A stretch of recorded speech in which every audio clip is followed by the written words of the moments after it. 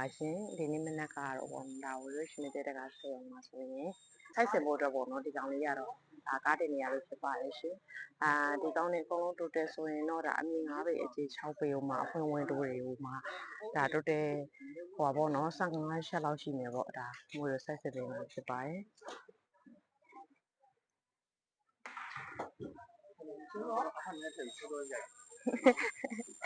โอเคအဲ့တော့ခုနေပေါ့နော်ဒီဘက်ကဒီ installation လုပ်ဖို့အတွက်ဒါဆက်စစ်တော့ဟိုတဲ့ကားတင်ဟိုဘက်မှာကတော့ဒါပစ္စည်းဖို့အတွက်ကားတင်နေလိုက်ရှိပါတယ်ကားတော့ခုနေ2စီးလုံးအပြိုင်တင်တာပေါ့နော်14ပေကားလေးရှိသေး14ပေကားကတော့ဒီရင်လောက်မှတင်ပြီးတော့ဒီရင်အောင်ဝေးထွက်မှာဖြစ်ပါတယ်အဲ့တော့ဒီတန်လင်းနဲ့ဆိုင်ကဆံမအောင်ပို့မှာဒီလိုမျိုးခြေတော်တကားတွေကိုမှဒီလိုပကြီးကြောင်းမှန်နေနဲ့ရှက်ရည်က20ကျော်လောက်ပါမယ်။ကျန်တဲ့ဝင်းဒိုးတွေလည်းပါမယ်။စလိုက်တော်တွေလည်းပါမယ်ပေါ့။ဒါကတော့ပစ္စည်းတည်တံ့တော့ပုံပဲဒါပဲဖြစ်ပါတယ်။